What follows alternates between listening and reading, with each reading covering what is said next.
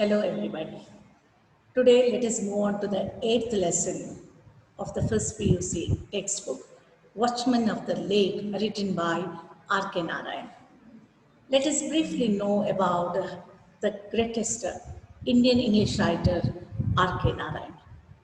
Rasipuram Krishnaswamy Iyer Narayan was born on 10th October 1906 in Madras Residency, the so-called Chennai of today. He is considered as one of the prominent and the finest Indian English writers of 20th century. Some of his worth reading novels are The Dark Room, Waiting for the Mahatma, The Bachelor of Arts, The English Teacher. These are the must-readable novels. His fiction, Swami and His Friend, which is set in the fiction place of imaginary place of South India, the so-called Malgudi, brought national and international fame as it was made into tele-serial by the veteran director and actor late Sri Shankar Nag. When we go through that serial, we feel as if that Malgudi Day is very much there somewhere on the map, though it is just a fictitious story and that character, Swami, is very much there. The uniqueness of R.K. Narayan is found in the simplicity of the usage of the language, his keen and subtle observation of the human nature and the behavior, especially in the setup of a South Indian backdrop, makes us feel very close to his writings, and we start to recognize our own characters and even recognizing the other characters in and around us as it is so familiar to us. This is one speciality of his, and more important to say so. Every story is based on the common man, his day-to-day struggle, his day-to-day life. That's the reason why we find it very easy to understand the write-up of R.K. Narayan. R.K. Narayan is the recipient of the most prestigious Padma Vibhushan, Padma Shri, Sahitya Academy Puraskar. One of his stories, The Guide, was made into a movie which has been starred by the veteran actor, the most versatile Devanand and Wahida Rahman. For that, he got the Filmfare Award for the best story. R.K. Narayan passed away on May 13th, 2001 in Madras. He hasn't written much of the dramas. Even this, The Watchman of the Lake, is a short story which has been dramatized and presented very well to us. Throughout this drama, we can find the features, the unique features of R.K. Narayan's writing. And I know that you are not new to him, as you already had a couple of lessons in your school textbooks. Let us now go through what The Watchman of the Lake is all about. The drama is about a common man who was rather considered as a lunatic only. Nobody bothered, nobody cared him, but one such man, how he raised himself through his generosity, through his sacrifices, and had made himself worthy of being worshipped by the people of his land. He made himself different through his dedication. That is what we are going to see throughout this drama. And though it is basically very humorous in the very beginning, it's very humorous. You can find the typical character of these characters, these roles, which we are going to read out. At the same time, slowly it gets up the seriousness. Slowly the climax is raised up throughout these scenes, one after the other. When we go on reading it, you can feel the seriousness in the climax of the drama. Let us go through what this drama is all about. The characters in this drama are village headman, king, Mara, watchman of the lake, Ganga, who is Mara's son, and Mara's grandson, and then Bhima, a road worker, and others.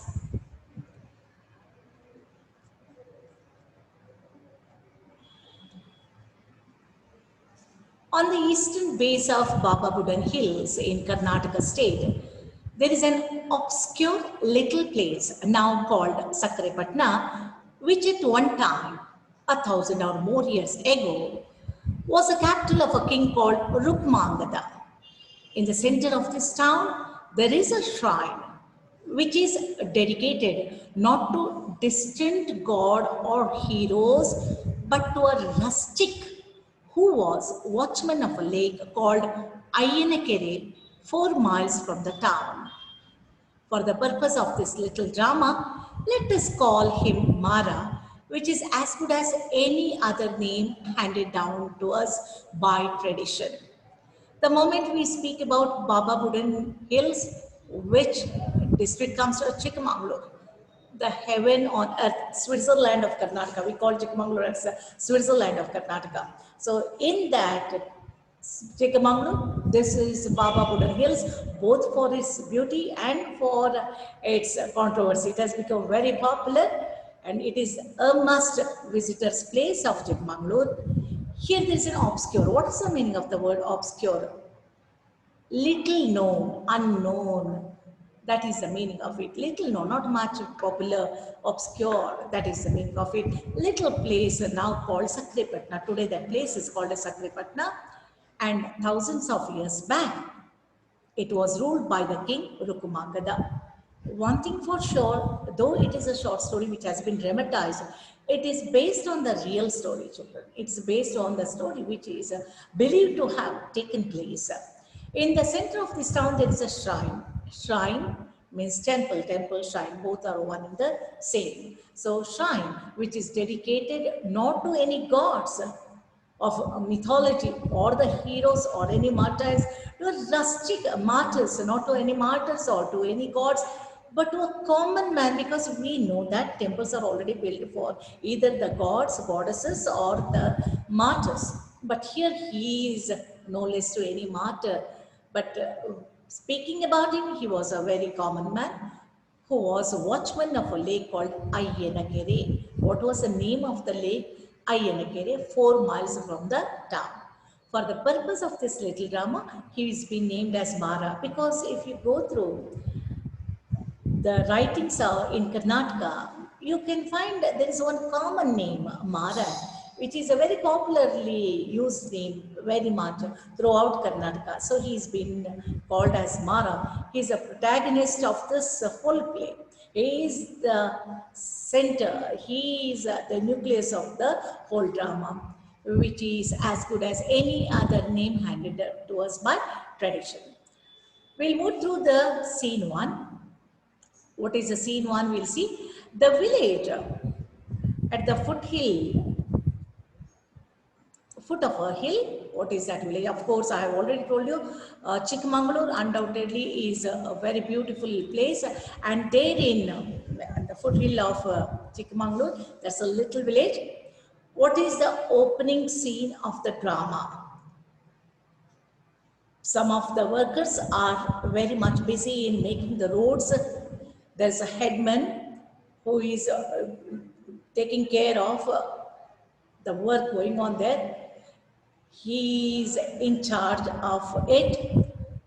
He seems to be very much in tension, stressed out. Maybe it is a time-bound job or the task that he needs to do. So he's been watching and handling the things around, and the workers are busy mending the road, making and repairing or mending the road. So what is the opening dialogue of this man? Let us see.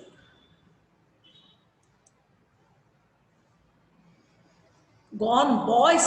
Go on with your work. Hey, you Raja. Why do you stand looking at the sky? Hey, you there. You wretched dog. I will push you into the stream if I catch you again gossiping with your neighbor. Hey, you dwarf. There. Have you no better business than giggling and talking? The road must be ready before the king arrives. Just think for a moment, fools, how we should all look if the king suddenly came upon us. Just think, he will be here this time tomorrow. Go on with your work, brother. Anyway, what makes you all so merry? Let me know and share the joke. Come here. Come here. Come here. Why are you both laughing? Tell me. Don't blink. What is it? The whole paragraph, which is the dialogue of the headman. What is the underlying tone? It's a command. He wants to see that the work is done as early as possible because he has got the task of completing as His Highness the King is likely to cross this village towards his journey elsewhere, and so to see that things fall in its place, the headman is now very much become alert, like our people, our engineers, and our municipality, where when some higher authorities come, they get the work done.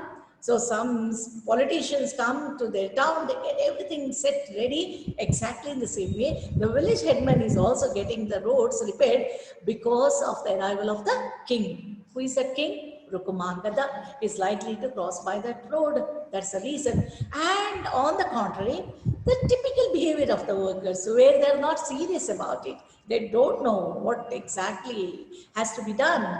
As usual, they are into their jolly mood, giggling, kisi kisi nagodu.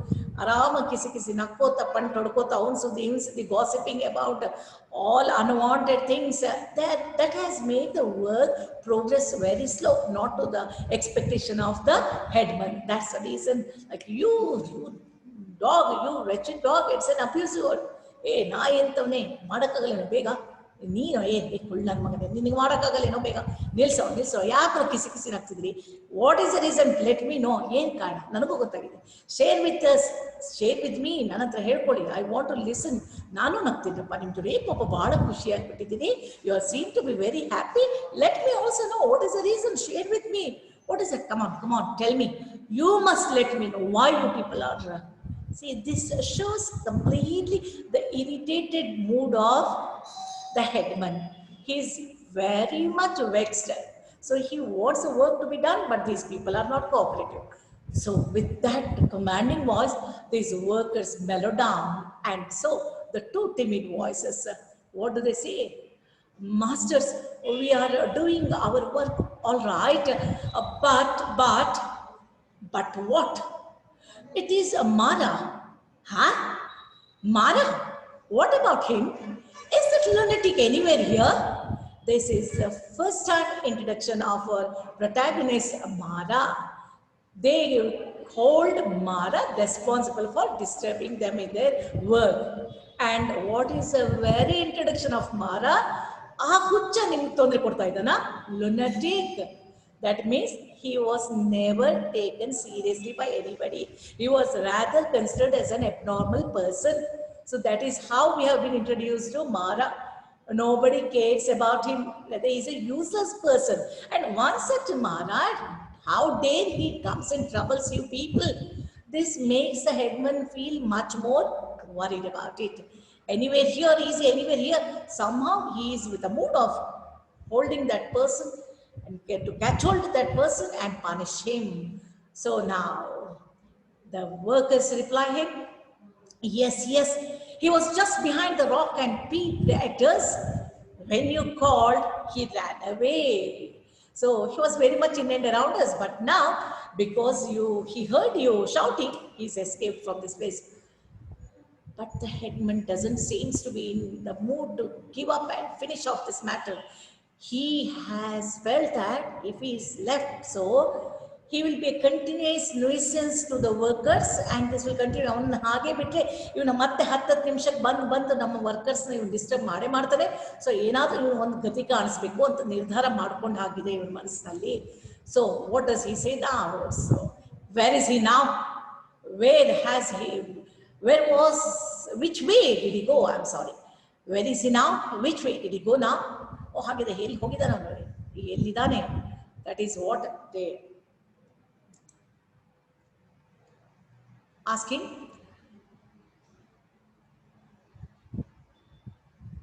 So he says that he sprang off like a buck and ran up to the hill. So the moment he has heard your voice, he has run away.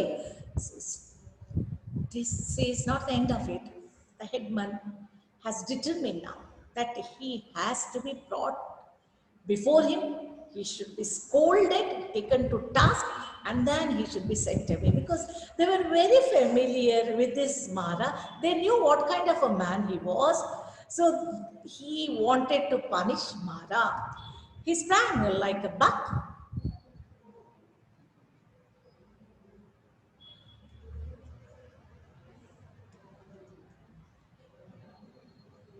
Here, stop all work, put down your spades and crowbars, and run and close round.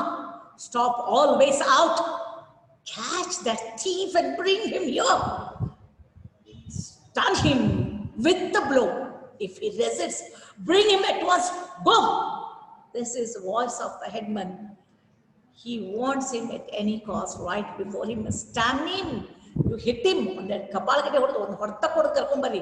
Akasmat avani, if he resists, if he denies to come, if he stops, it is denies to come, he doesn't agree to come, make him to come here, bring him at once.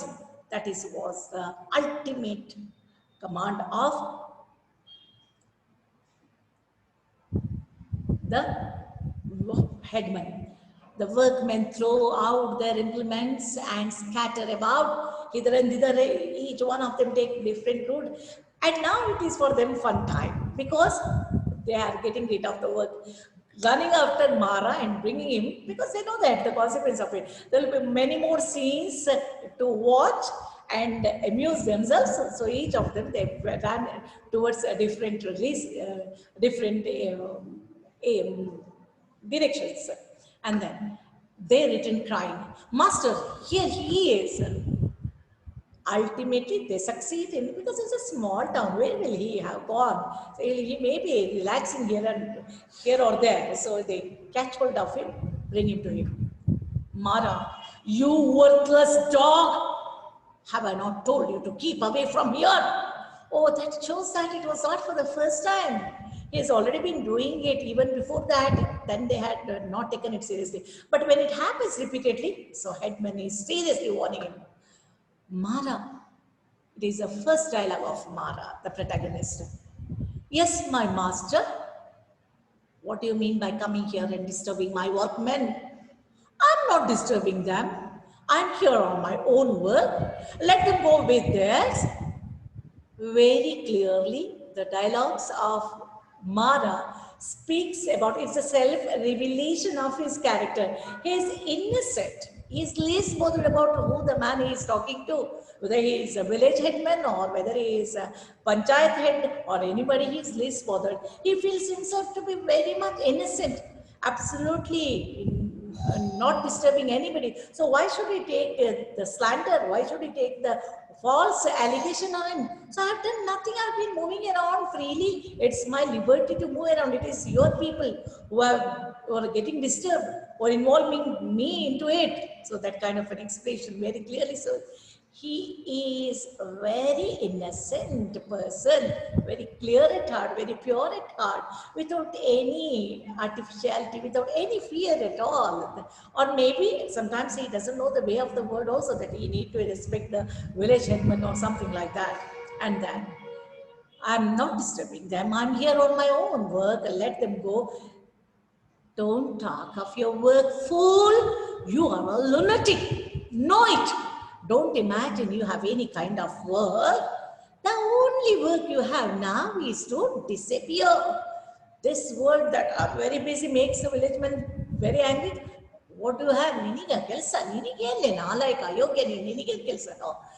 ಹೊರಟೋಗಿಲ್ಲಿಂದ ನೀನು ನಮಗೆ ಹೇಳಕೋಬೇಡ ನಿನ್ನಂಥದ್ದು ಹುಚ್ಚಂಗೆ ಏನು ಕೆಲಸ ಇರುತ್ತೆ ಹೊರಟೋಗು don't think that you are a very busy man and neither trouble us not be here you disappear appear disappear go away from here. If he was a normal person, he would have agreed it and gone away. But that is not the case with Mara. So Mara says, why so? Why should I go anyway? Because it's my right.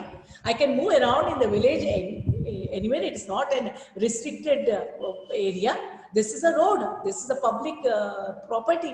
I can move on the road anytime, any number of times. Why should I go so?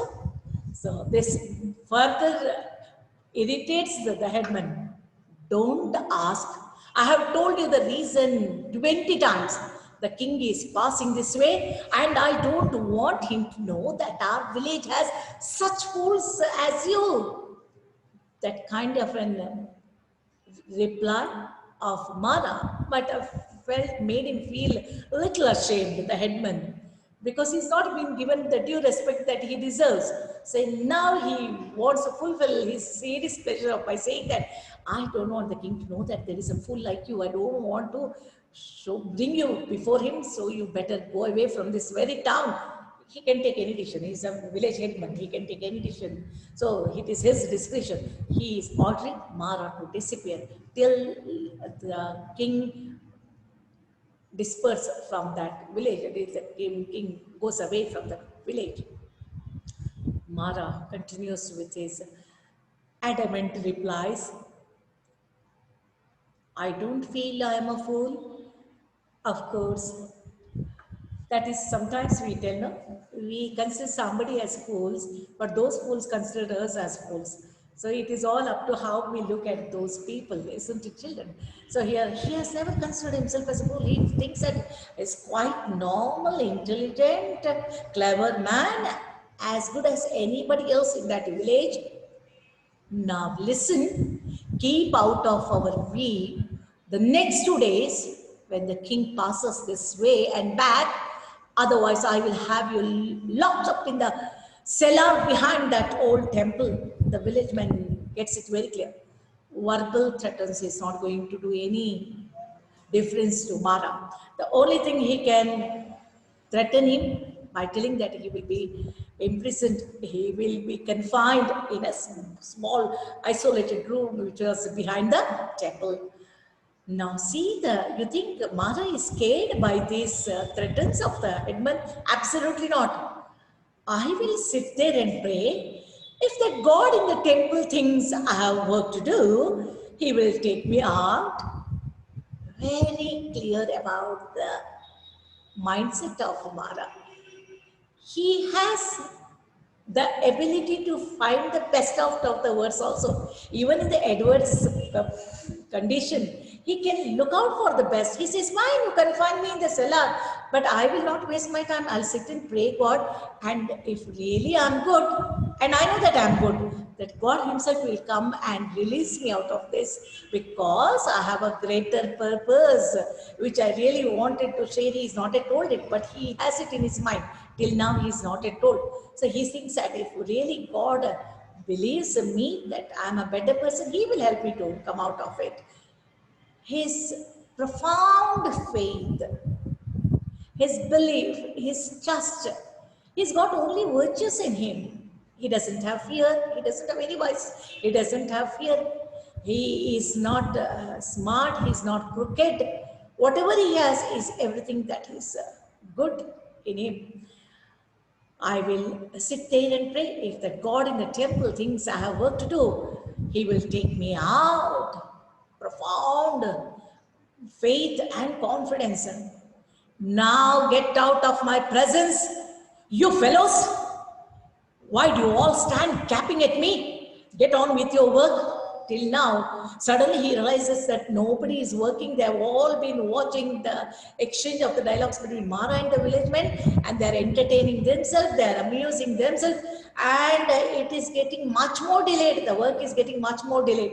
So now suddenly he realizes, the headman asks him to go. There is a word gapping. What is gapping? To stare at something continuously is called as gapping. These people have been staring, both Mara as well as the villagemen, and enjoying the dispute between the two.